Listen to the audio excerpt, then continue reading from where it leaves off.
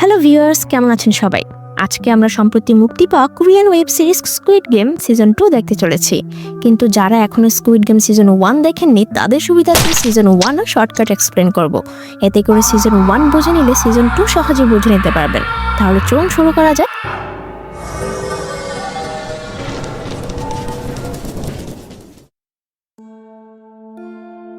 জিহন ছিল জীবন যুদ্ধে হেরে যাওয়া এক মধ্যবয়স্ক লোক। নিজের পকেট খরচাটাও বৃদ্ধ মায়ের কাছ থেকে নিতে হতো। তার স্ত্রী অন্য একজনকে বিয়ে করে চলে গিয়েছে, আর যাওয়ার সময় তাদের একমাত্র মেয়েটাকেও নিয়ে গিয়েছে। তার জীবনে এই ডাউনফলের অন্যতম কারণ ছিল বাজে নেশা।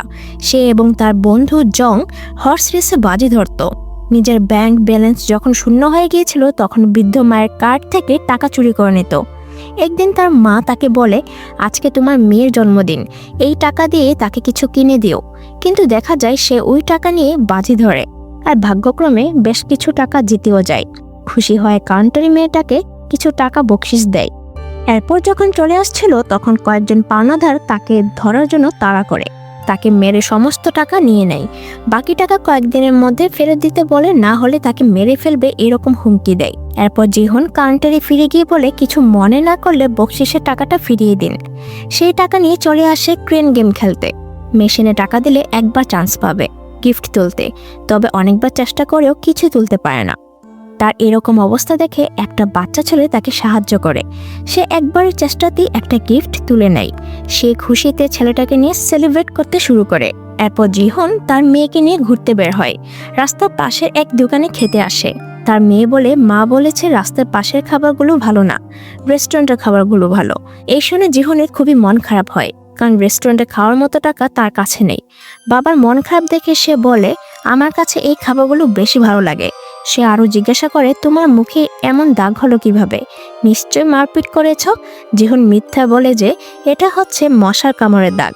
এরপর সে ওই গিফটটা তার মেয়েকে দিয়ে দেয়। দেখা যায় তার ভেতরে ছিল একটা খেলনা পিস্তল, যার ট্রিগার চাপতেই আগুন বের হয়। আসলে ছেলেদের মতো এরকম পিস্তল উপহার পাবে তা সে ভাবেনি। বলে, মা এটা দেখলে রেগে যাবে। তাই জিহন পিস্তলটা তার কাছে রেখে দেয়। সে বলে, এটা দিয়ে আবার সিগারেট জ্বালিও না। এই বলে ভালো করে চেক করে বুঝতে পারে তার বাবা এখনো সিগারেট ছাড়েনি। জিহন প্রমিস করে খুব শীঘ্রই ছেড়ে দিবে, আর পরে জন্মদিনে তাকে দামি রেস্টুরেন্টে নিয়ে যাবে। যা শুনে ওই মেয়ে চুপ করে থাকে। এরপর তাকে পিঠে করে বাড়িতে পৌঁছে দেয়। একটু লেট হয়েছিল তাই সে ঘুমিয়ে পড়ে। এই দেখে তার প্রাক্তন স্ত্রী তাকে অনেক কথা শোনায়। বাড়ি ফেরার সময় তার ট্রেন মিস হয়ে যায়। হতাশা হয়ে বসে থাকে। পরে ট্রেনের আশায় ঠিক সে সময় ইউ নামের একটা সেলসম্যান তার পাশে এসে বসে। ইউ জানায়, আপনি চাইলে আমার সাথে ডাকজি নামের এই গেমটি খেলতে পারেন, যার উইনিং প্রাইস হলো 1 লক্ষ টাকা। তবে আপনি হেরে গেলে আমাকে টাকা দিতে হবে না, তার বদলে একটা চড় খেতে হবে। গেমের নিয়ম হলো যে প্রথমে আরেকজনের ডাকচিকে উল্টে দিতে পারবে সে হবে উইনার। তো দেখা যায় জিহন বারবার হেরে গিয়ে চড় খেতে থাকে, তবে শেষমেশ সে জিতে যায় এবং তাকে 1 লক্ষ টাকা পুরস্কার দেওয়া হয়। যাওয়ার আগে ইউ জানায় কয়েকদিন পরে এক বিশাল গেম শুরু হবে, যার উইনিং প্রাইস 45 কোটি টাকা। এই বলে সে তাকে স্কুইড গেমে ইনভিটেশন কার্ড দিয়ে চলে যায়। জিহন খুশি হয়ে বাড়ির দিকে রওনা হয়। যাওয়ার পথে তার এক আন্টির দোকান থেকে কিছু মাছ কিনে। বাড়ির সামনে একটা ক্ষুধার্ত বিড়াল দেখে এক টুকরো মাছ তাকে দিয়ে দেয়। বাড়ি ফিরলে তার মা বলে, তোমার মেয়ে তার সৎ বাবার সাথে আমেরিকায় চলে যাবে। লোকটা আমেরিকাতে চাকরি হয়েছে, তাই পুরো পরিবার নিয়ে চলে যাবে। মেয়েটা তোমার সাথে থাকতে চাই, তবে আইনি ঝামেলার কারণে তা সম্ভব হচ্ছে না। এখনো সময় আছে, কিছু টাকা ম্যানেজ করে ভালো উকিল ধরলে মেয়েটাকে তোমার সাথে রাখতে পারবে। এরপর ঘুমানোর সময় জিহন তার মেয়ের ছবি দেখতে থাকে। পৃথিবীতে শুধু মেয়েটা এবং তার মা তাকে নিঃস্বার্থভাবে ভালোবাসে। মেয়েটাকে কিছুতেই হারাতে চায় না, তবে উকিল ধরতে অনেক টাকা লাগবে। বহু চিন্তা ভাবনা করে সে ওই কার্ডের নাম্বারে কল করে। তারা জানায়, আপনার নাম এবং বয়স বলে রেজিস্ট্রেশন করুন, কিছুক্ষণ পর আপনাকে নিতে গাড়ি আসবে। জিহন ওই গাড়িতে উঠলেই দেখে তার মতো আরো কয়েকজন পার্টিসিপেন্ট ঘুমিয়ে আছে। তখনই ধোঁয়ার মাধ্যমে তাকে অজ্ঞান করে ফেলা হয়। চোখ খুললে সে দেখে সে চলে এসেছে স্কুইড গেমে, যেখানে 456 জন প্রতিযোগীর মধ্যে যে বিজয়ী হবে সে পাবে 45 কোটি টাকা। যারা হেরে যাবে তাদেরকে মেরে ফেলা হবে এবং তাদের ভাগের টাকাটা ওই বক্সে অ্যাড হবে। আর প্রতি রাউন্ডের শেষে গেমের পক্ষে এবং বিপক্ষে ভোট নেওয়া হবে। যদি গেম খেলার বিপক্ষে ভোট বেশি হয় তাহলে সবাইকে ছেড়ে দেওয়া হবে, কেউ কোনো টাকা পাবে না। আর যদি গেম খেলার পক্ষে ভোট বেশি হয় তবে গেমটা চলতে থাকবে। শেষ পর্যন্ত যে বিজয়ী হবে সে সম্পূর্ণ টাকা পাবে। প্রথম রাউন্ড ছিল রেড লাইট গ্রিন লাইট। যতক্ষণ মিউজিক চলবে ততক্ষণ সামনে এগোতে পারবে, মিউজিক বন্ধ হয়ে গেলে স্থির হয়ে যেতে হবে। তো এখানে কয়েকজন মারা যায় এবং তাদের ভাগের টাকা বক্সে অ্যাড হয়। এরপর সুগার হানিক, মার্বেলস, হসকপ এবং সর্বশেষ রাউন্ড স্কুইড গেম খেলে এই সবগুলো রাউন্ড জিতে চ্যাম্পিয়ন হয় জিহন। দেখানো হয় এই খেলাটার আয়োজন করা হয়ে থাকে পৃথিবীর সবচেয়ে ভিআইপি লোকেদের বিনোদন দেওয়ার জন্য, যারা নিম্ন শ্রেণীর মানুষদের পশু মনে করে। জীবন মৃত্যুর এই খেলাটা 8-10টা সাধারণ গেমের মতো এনজয় করতো তারা। এই গেমটার একজন পরিচালক বা ফ্রন্টম্যান হচ্ছে ইয়নহো নামের এক লোক। তো প্রথমবার জিহন চ্যাম্পিয়ন হলে তাকে তার এলাকায় ফেলে যায়, আর ফেলে যায় একটা এটিএম কার্ড। সে অ্যাকাউন্ট চেক করে দেখে সেখানে রয়েছে 45 কোটি টাকা। এরপর সে বাড়ি ফিরলে দেখতে পায় তার মা মারা গিয়েছে। তারপর 1 বছর কেটে যায়। একদিন এক ফুল বিক্রেতা মহিলা তাকে স্কুইড গেমের একটা কার্ড দিয়ে যায়, তবে এটা ছিল অন্যরকম, যার পিছনে অ্যাড্রেস লেখা ছিল। সে ওই অ্যাড্রেসে এসে দেখতে পায় সেখানে রয়েছে এক বৃদ্ধ লোক। এই লোকটাও তাদের সাথে গেমে ছিল, আর তার আইডি নাম্বার ছিল 001। সে জানায় তারা কয়েকজন মিলে স্কুইড গেম শুরু করেছিল, কারণ তাদের কাছে এত টাকা ছিল যে তাদের লাইফ একদম বোরিং হয়ে গিয়েছিল। শুধুমাত্র বিনোদনের জন্য তারা এই গেমটার আয়োজন করেছিল। তবে আরও বেশি এনজয় করার জন্য সে নিজেই গেমে অংশগ্রহণ করে। তবে এই লোকটা জিনহোকে সাহায্য করেছিল মার্বেল রাউন্ডে। সে গেমের নিয়ম ছিল সবাইকে সমপরিমাণ মার্বেল দেওয়া হবে। মার্বেল খেলার মাধ্যমে বা অন্য কোনো উপায়ে একজন আরেকজনের থেকে মার্বেল সংগ্রহ করবে। সময়ের শেষে যাদের কাছে কম মার্বেল থাকবে তারা হেরে যাবে, অর্থাৎ ওদেরকে মেরে ফেলা হবে। তখন বৃদ্ধ লোকটা জিহনকে তার মার্বেলগুলো দিয়ে দেয়। জিহন ভেবেছিল বাকিদের মতো ওনাকে হয়তো মেরে ফেলা হয়েছে। তবে সবকিছু শুনে জিহন প্রচন্ড রেগে যায়, কারণ মানুষের জীবন নিয়ে খেলাটা মোটেও গেম হতে পারে না। এর কিছুক্ষণ পরে সেই লোকটাও মারা যায়। দেখানো হয় সেই লোকটা গেমের পরিচালক ইহানকে বলেছিল পরবর্তী গেমে অংশগ্রহণ করতে, কারণ গেম দেখার চাইতে নিজে খেললে আরো বেশি উপভোগ করা যায়। এরপর জিহন সিদ্ধান্ত নেয় সে এই টাকাগুলো দিয়ে তার টিমের পরিবারকে সাহায্য করবে। তাই প্রথমে চলে আসে তার একটা টিমমেট সেভিয়কের ছোট ভাইয়ের কাছে, কারণ সেভিয়ক ছিল খুবই দরিদ্র। তার ভাইটাকে মানুষ করার জন্য সে স্কুইড গেমে গিয়েছিল। পরবর্তী 5 রাউন্ডে অর্থাৎ হুপস্কোপ রাউন্ড পর্যন্ত পৌঁছে যায়, যেটা ছিল কাচের উপর দিয়ে এপার থেকে ওপারে যেতে হবে। কিছু কাচ আসল আর কিছু হচ্ছে নকল। নকল কাচে পা দিলে নিচে পড়ে যাবে। তো সেই রাউন্ডটাও কমপ্লিট করে ফেলে সে। তবে সেভিয়কে পৌঁছার একদম শেষ মুহূর্তে যখন কাচের রাস্তাটা ভেঙে যাচ্ছিল, তো সেখানে একটা কাচের টুকরা তার পেটের মধ্যে ঢুকে যায়। সেটা বার করলেও রক্তপাত বন্ধ হয় না, তাই একটা কাপড় দিয়ে বেঁধে নেয়। আর মাত্র একটা রাউন্ড বাকি ছিল, আর এখন বেঁচে আছে শুধু 3 জন। সে জিহনকে বলে সে কিছুক্ষণের মধ্যেই মারা যাবে। যদি জিহন চ্যাম্পিয়ন হয় তাহলে সে যেন তার ছোট্ট ভাইটাকে দেখে রাখে। জিহন তাকে প্রমিস করে সে বের হতে পারলে অবশ্যই তার ছোট্ট ভাইকে দেখে রাখবে। এরপর বর্তমান সিন চলে আসে। জিহন সেভিয়কের ভাইকে নিয়ে শহরে পৌঁছে যায়, আর তার এক আন্টিকে বলে এই ব্যাগে ছেলেটার জামা কাপড় রয়েছে, ও এখন তোমার সাথে থাকবে। এই বলে সে চলে যায়। মহিলাটা ব্যাগ খুলে দেখে ব্যাগে রয়েছে প্রচুর টাকা। তারপর সে রওনা হয় এয়ারপোর্টের উদ্দেশ্যে আমেরিকা যাওয়ার জন্য। এখন তার টাকার অভাব নেই, তাই ভালো উকিল ধরে মেয়েটাকে ফিরিয়ে আনবে। তো ট্রেন থেকে নেমে এয়ারপোর্টে যাওয়ার সময় সেলসম্যান ইউকে দেখতে পায়। সে অন্য লোকদের সাথে ডাকজি খেলছিল। এই দেখে সে দৌড়ে চলে আসে তাকে ধরার জন্য। তবে এর আগে ইউ চলে গিয়েছিল। সে লোকটার কাছ থেকে তার কার্ড ছিনিয়ে নেয় এবং সেই নাম্বারে কল করলে তাকে বলা হয় আপনি যেখানে যাচ্ছেন চলে যান, আপনাকে আর খেলতে হবে না। এর উত্তরে জিহন বলে আমি এর শেষ দেখে ছাড়ব। এই বলে সে এয়ারপোর্ট থেকে বেরিয়ে আসে। এখন সে আরও একবার স্কুইড গেমে যেতে চায় নিরীহ মানুষদেরকে বাঁচাতে।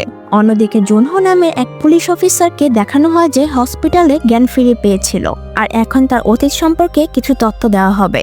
সে হচ্ছে স্কুইড গেমের ফ্রন্টম্যান ইহন ছোট ভাই জুনহো। জুনহো তার বড় ভাইকে খুঁজে বেড়াচ্ছে বহুদিন ধরে, কারণ তার ভাই হঠাৎ করে উধাও হয়ে গিয়েছিল।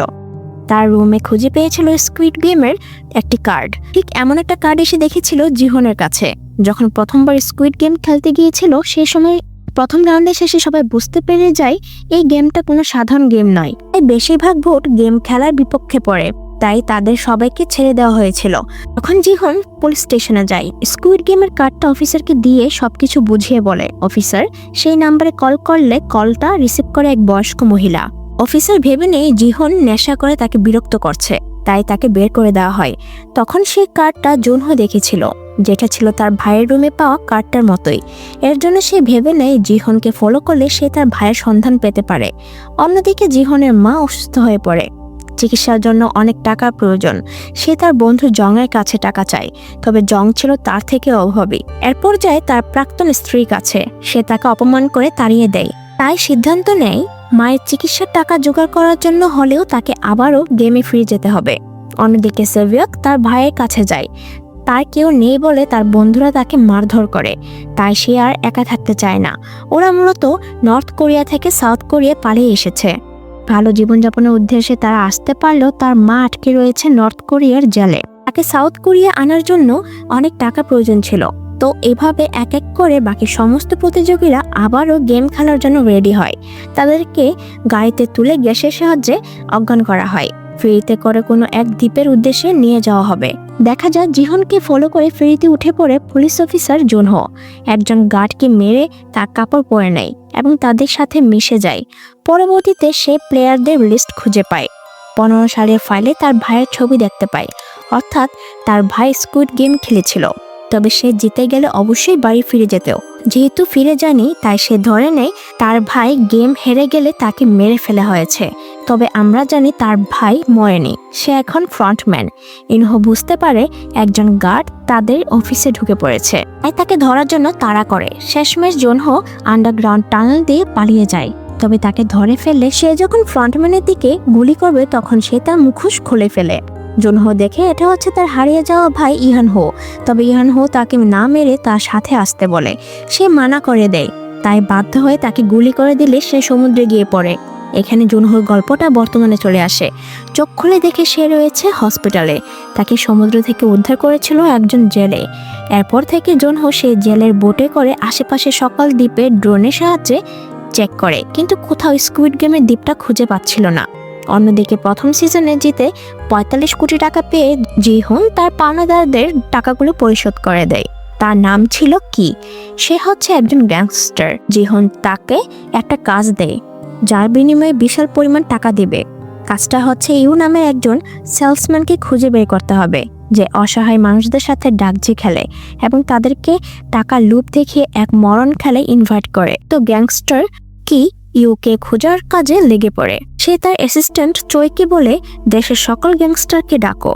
এরপর চোই বিশাল মিটিং করে সবাইকে জানিয়ে দেওয়া হয় এই বোতলটার মতো দেখতে এক সেলসম্যান রয়েছে, যে অসহায় মানুষদের সাথে ডাকজি খেলে। তাকে যে করে হোক ধরতে হবে। কথা মতো সবাই কাজে লেগে পড়ে। একদিন চোই এবং কি এক স্টেশনে বসেছিল। তারা হঠাৎ করে দেখতে পায় ঠিক তেমন এক লোক তাদের চোখের সামনে ডাকজি খেলছে। এই দেখে তারা জিহনকে কল করে জানায় এবং ইউকে ফলো করতে থাকে। দেখা যায় ইউ চলে আসে এক পার্কে। সেখানে অসহায় মানুষদের দুটো অপশন দেয়, রুটি অথবা স্ক্র্যাচ কার্ড, যে কোনো একটা বাছাই করে নিতে। তবে বেশিরভাগ মানুষ স্ক্র্যাচ কার্ড নিচ্ছিল এবং সেই কার্ডে কোনো পুরস্কার বা টাকা পয়সা কিচ্ছু ছিল না। তো একটা লোক যে কিছুক্ষণ আগে কার্ড চুজ করেছিল সে আবারও ফিরে আসে, তবে এবার সে রুটি চায়। ইউ রেগে গিয়ে রুটিগুলো নষ্ট করে দেয় আর বলে তোমরা নিজেদের ভাগ্য নিজেরাই নষ্ট করেছ। এরপর সে গাড়িতে করে কোথাও চলে যায়। চই এবং কি তাকে ফলো করে। অন্যদিকে ওভার স্পিডের কারণে জিহনকে জরিমানা করে পুলিশ অফিসার জুনহো। জিহন তার কেসের স্লিপ নিয়ে চলে যায়। জুনহো অনলাইনে এন্ট্রি করার সময় জিহনের চেহারাটা ভালো করে দেখতে পায় এবং তাকে চিনতে পারে। অপরদিকে তারা দুজন ইউকে ফলো করে এক গলির মধ্যে চলে আসে। ইউ তাদেরকে মেরে জিহনের হোটেলে নিয়ে আটক করে রাখে। জিহন এক পুরো হোটেল ভাড়া করে নিয়েছিল নতুন একটা প্ল্যান সাকসেসফুল করার জন্য। তো জিহন চই এবং কি এর ফোন বন্ধ পেয়ে হোটেলে ফিরে আসে। এসে দেখতে পায় ইউ তার জন্য অপেক্ষা করছে। সে ইউকে বলে আমি এই স্কুইড গেমের শেষ দেখে ছাড়বো, আর তুমি ওই অমানুষগুলোর সাথে কাজ করে করে নিজেও একটা অমানুষ হয়ে গেছো। এই শুনে সে প্রচণ্ড রেগে যায় এবং তার সাথে একটা গেম খেলতে শুরু করে। সে পিস্তলের মধ্যে একটা বুলেট রাখে। এরপর এক এক করে ওরা নিজেদের মাথায় শুট করে, অর্থাৎ এই গেমও যে কোনো একজনকে মরতে হবে। আর সেই গেমে মরেছিল ইউ। জিহন ইউ এর পকেটে একটা ইনভিটেশন কার্ড দেখতে পাই, যার অপর পাশে একটা অ্যাড্রেস লেখা ছিল। ওইদিকে জুনহো অনেক খোঁজে জিহনের হোটেলের সন্ধান পেয়ে যায়। ভেতরে এসে দেখে ইউ মৃত অবস্থায় পড়ে আছে। এই দেখে তাকে অ্যারেস্ট করতে যাবে, ঠিক তখন চই এসে তাকে মেরে অজ্ঞান করে দেয় এবং ইউ এর ডেড বডিকে গালমন্দ শুরু করে। বলে এই লোকটা আমাদেরকে অনেক মেরেছে এবং আমার বস কিকে গুলি করে মেরে ফেলেছে। এরপর জুনহোর জ্ঞান ফিরে আসলে জানায় সে তার ভাইকে ফিরিয়ে আনতে চায়, যে হচ্ছে ওই গেমের একজন ফ্রন্টম্যান।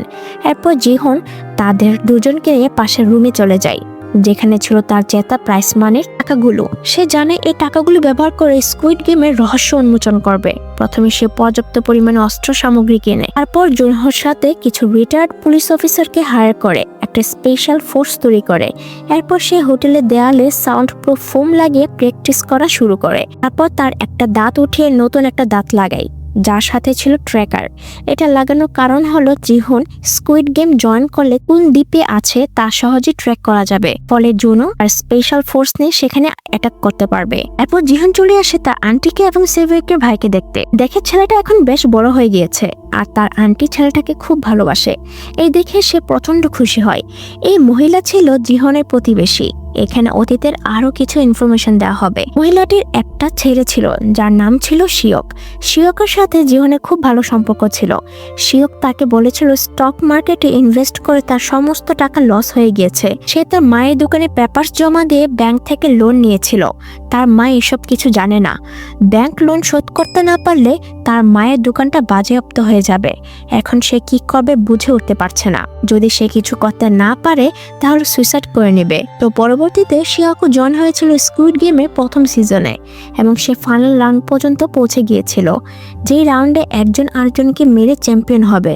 তো এই মারামারি এক পর্যায়ে জিহন খেলা থেকে বেরিয়ে যেতে চায়, অর্থাৎ তারা চাইলে এই মুহূর্তে বেরিয়ে যেতে পারবে, তবে কোনো টাকা পাবে না। শিকো বলে আমাকে মেরে ফেলো, তবে প্রমিস করো প্রাইজ মানির কিছু অংশ আমার মাকে দিবে। জিহন কিছুতেই তাকে মারতে চায় না, তাই শিকো ছুরি দিয়ে সুইসাইড করে নেয়। গল্পটা বর্তমানে চলে আসে। জিহন তাদেরকে হাসি খুশি দেখে তার সমস্ত পরিশ্রম সার্থক মনে করে। এরপর সে চলে আসে তার এক বন্ধুর কাছে, যে ছিল একজন ব্রোকার। তাকে সেবিকের মায়ের ছবি দেখিয়ে বলে ওনাকে নর্থ কোরিয়ার জেল থেকে ছাড়িয়ে আনতে হবে। এই বলে সে বেরিয়ে যায়। তখন সেখানে নূর নামের একটা মেয়ে আসে। সেও বর্ডার দিয়ে পালিয়ে নর্থ কোরিয়া থেকে এসেছে, তবে তার 1 বছর বয়সী মেয়েটা আটকে আছে নর্থ কোরিয়াতে। তাকে আনার জন্য অনেক টাকার প্রয়োজন। দেখা যায় সে কাজ করে একটা বানি মাস্কট হিসেবে, অর্থাৎ পুতুলের মধ্যে ঢুকে বাচ্চাদেরকে বিনোদন দেওয়ার কাজে। ছোট্ট একটা বাচ্চা সেই বানি মাস্কট বা পুতুলটা খুব পছন্দ করে। সে তাকে একটা চকলেট উপহার দেয়। এরপর বাচ্চাটা একটা ছবি এঁকে নিয়ে আসে তার জন্য। তখনই আরেকজন মাস্কট ড্রেসিং রুমে ঢুকে। বাচ্চাটা তাকে দেখে কান্না শুরু করে, কারণ সে ভেবেছিল এই পুতুলগুলো বাস্তব। এগুলোর মধ্যে যে মানুষ থাকে সেটাও জানতো না। তখন তার কান্না শুনে তার বাবা ছুটে আসে, যার নাম পার্ক। সে খুবই দরিদ্র। রাস্তায় ছবি এঁকে যা পায় তা দিয়ে ছোট্ট মেয়েটাকে নিয়ে দুবেলা খেয়ে বেঁচে আছে। একদিন নূর দেখে সে ছোট্ট মেয়েটাকে হসপিটালে নিয়ে যাওয়া হচ্ছে। সে তাকে দেখতে হসপিটালে চলে আসে। আসলে এই মেয়েটাকে দেখে তার নিজের মেয়ের কথা খুব মনে পড়ে। রাতের বেলা সে গাড়িতেই ঘুমায়, থাকার মতো তার কোনো জায়গা নেই। তার মেয়েটাকে আনতে হলে অনেক টাকার প্রয়োজন। এই জীবন যুদ্ধে হয়তো তাকে হার মানতে হবে। তখনই কি একজন এসে তাকে একটা কার্ড দিয়ে যায়, যেটা ছিল স্কুইড গেমের কার্ড। সে ওই নাম্বারে কল করে। তাকে বলা হয় স্কুইড গেমের গাড়ি এসে আপনাকে নিয়ে যাবে, তবে তাকে নিতে এসেছিল একটা ট্রাক। সে ওই ট্রাকের মধ্যে থাকা একটা লকারেজে ঢুকে পড়ে। আমরা বুঝতে পারি নূরকে নেওয়া হয়েছে গার্ড হিসেবে, প্লেয়ার হিসেবে নয়। অন্যদিকে জীবন চলে আসে সেই অ্যাড্রেসে, যে অ্যাড্রেসটা কার্ডের পিছনে লেখা ছিল। তাকে স্কুইড গেমের গাড়িতে করে নিয়ে যাওয়া হয় এবং গ্যাসের মাধ্যমে অজ্ঞান করে ফেলে। সেই গাড়ি পিছু করেছিল জুনহো এবং তার স্পেশাল ফোর্সের লোকেরা, তবে দূর থেকে তাদের গাড়ির চাকায় গুলি করে থামিয়ে দেয়। এরপর দিন জিহন চোখ খুলে দেখে সে স্কুইড গেমে চলে এসেছে, আর এবারও তাকে 456 নম্বর দেওয়া হয়েছে। সেখানে তার বন্ধু জংকেও দেখতে পায়। তারা একে অপরকে দেখে একই প্রশ্ন করে যে তুমি এখানে কি করছো। জিহন রেগে গিয়ে বলে আমাকে প্রমিস করো সবসময় আমার কাছাকাছি থাকবে। তো এখানে নতুন এবং ইন্টারেস্টিং অনেকগুলো ক্যারেক্টার রয়েছে, তাই উল্লেখযোগ্য কয়েকটা ক্যারেক্টারের সাথে আপনাদেরকে পরিচয় করে দেব। 230 নম্বর সিরিয়ালের প্লেয়ারটার নাম হচ্ছে থেনাস। বাস্তব জীবনে এ হচ্ছে ক্যাপক ব্যান্ড বিগের একজন মেম্বার, যে রিয়েল লাইফে মাদকে নেশাগ্রস্ত হয়ে পড়েছিল। তার বাস্তব জীবনের চরিত্রটাই স্কুইড গেমে তুলে ধরা হয়েছে। আরেকজন হচ্ছে 120 নম্বর হিমজু, 388 নম্বর ডাইহো, 222 নম্বর হলো জুনহো। সে ছিল একজন প্রেগন্যান্ট। 100 নম্বর এই লোকটা ছিল সেই দেশের প্রাক্তন সরকার। আরেকজন হচ্ছে 196 নম্বর, যার নাম মিনা। সে বলে সবুজ কালার আমার মোটেও পছন্দ না, আমাকে ওই পিঙ্ক কালারের ড্রেসটা দাও। কিন্তু তাকে ইগনোর করে গেমের রুলসগুলো বুঝে দেওয়া হয়।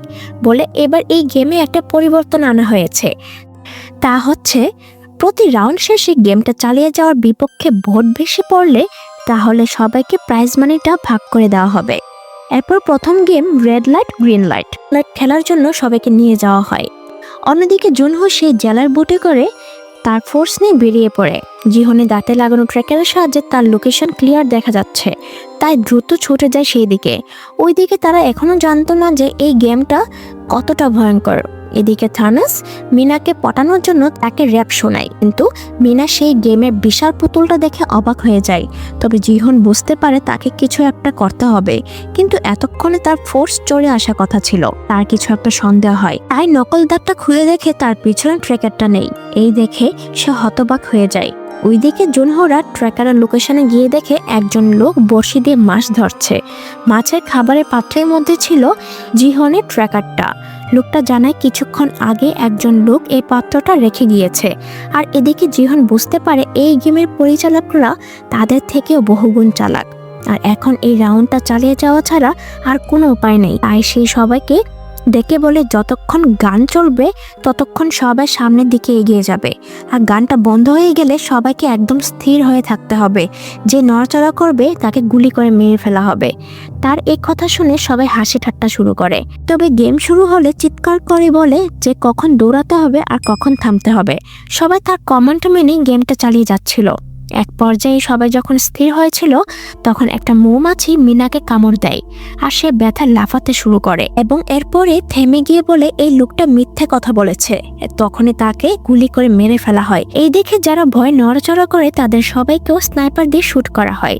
যারা শুট করছিল তাদের মধ্যে একজন হলো নূর।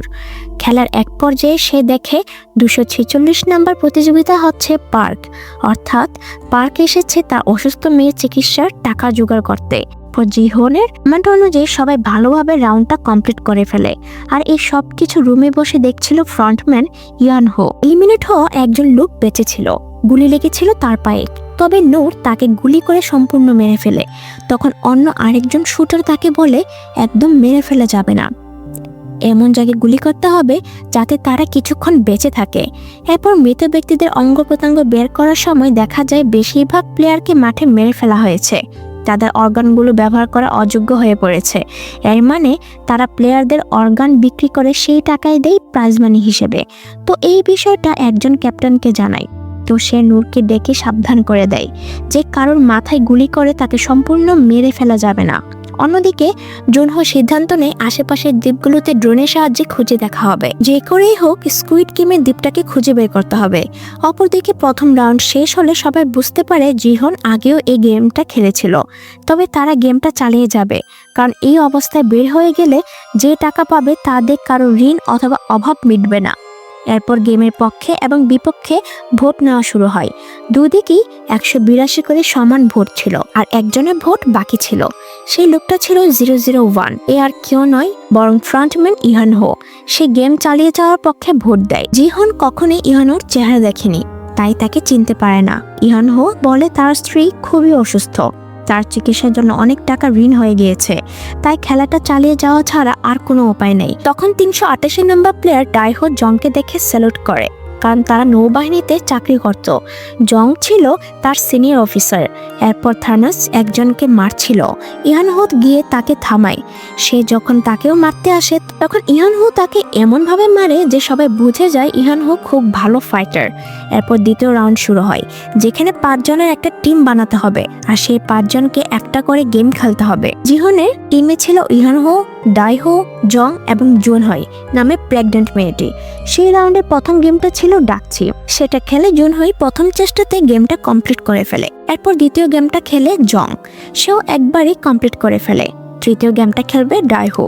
যেখানে অন্যান্যরা এই গেমটা খেলতে গিয়ে মারা পড়ছিল, সেখানে ডাইহো খুব স্মুথভাবে সেটাকে কমপ্লিট করে ফেলে।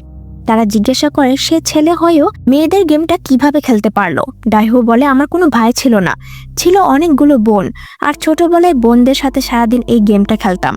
এরপরে গেমটা ছিল লাটিম ঘোরানোর।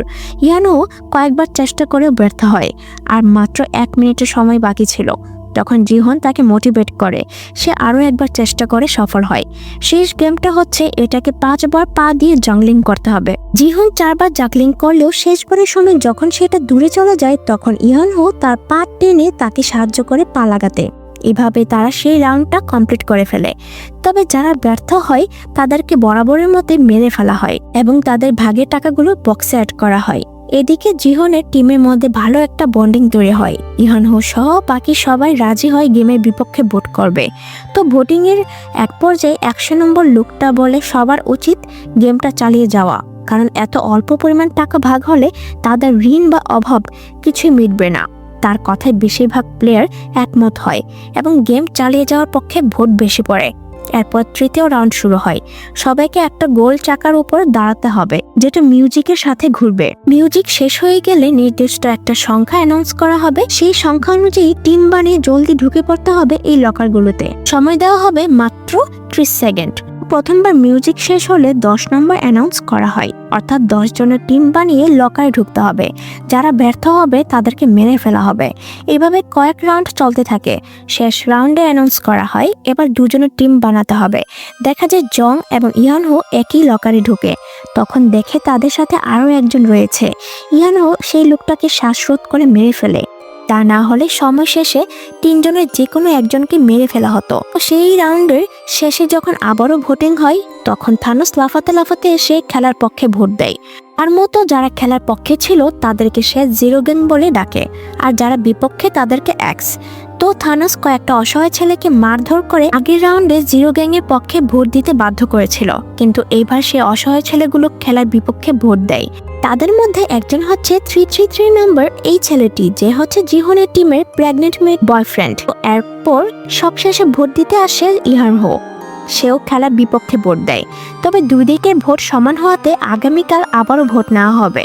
জিহন বুঝতে পারে থানোস ওই ছেলেগুলোকে ছাড়বে না, তাই 33 নম্বরের ছেলেটিকে আত্মরক্ষার জন্য একটা কাঁটা চামচ দেয়।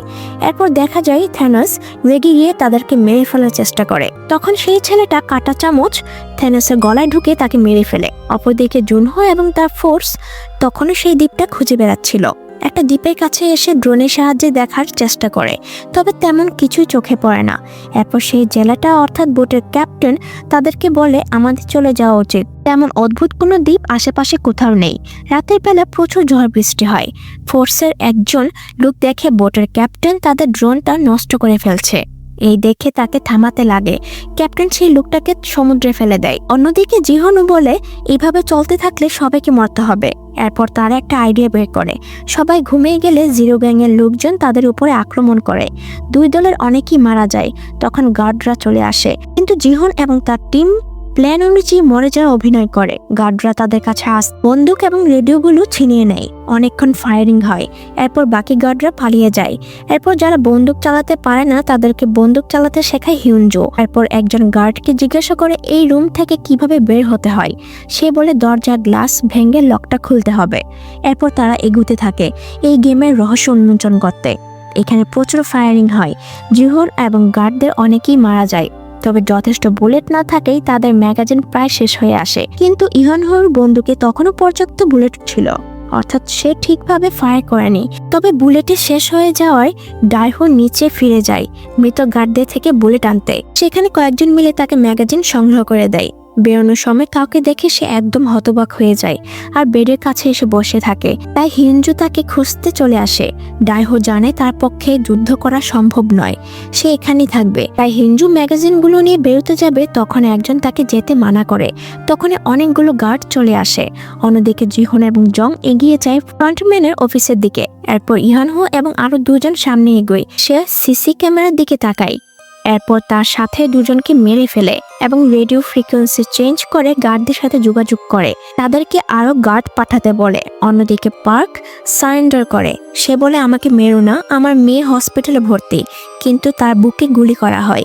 এদিকে কোনো উপায় না থাকে জিহনরাও সারেন্ডার করে। তখন একজন ফ্রন্টম্যান এসে জিহনের বুকে বন্দুক তাক করে, তবে তাকে না মেরে জংকে মেরে ফেলে আর জিহনকে বন্দি করে নেই। একদম শেষে দেখা যায় 100 নম্বর প্লেয়ারটা যে ছিল সেই দেশের প্রাক্তন সরকার, সে আরো 2 জনকে নিয়ে প্রথম রাউন্ডের পুতুলটার কাছে যায়। যেখানে ছিল সেই পুতুলটার মতো দেখতে আরো একটি ছেলে পুতুল। এখানে দ্বিতীয় সিজনের সমাপ্তি ঘটে। 2025-এর শেষের দিকে তৃতীয় অর্থাৎ ফাইনাল সিজনটা রিলিজ করা হবে। সেই পর্যন্ত সবাইকে অপেক্ষা করতে হবে। আপনাদের কাছে কেমন লেগেছে স্কুইড গেম? ভালো লাগলে অবশ্যই লাইক, কমেন্ট আর শেয়ার করে দিবেন। নতুন নতুন মুভি দেখতে চ্যানেলটিকে কিন্তু সাবস্ক্রাইব করতে ভুলবেন না। সেই পর্যন্ত সবাই সুস্থ থাকবেন, ভালো থাকবেন। ধন্যবাদ।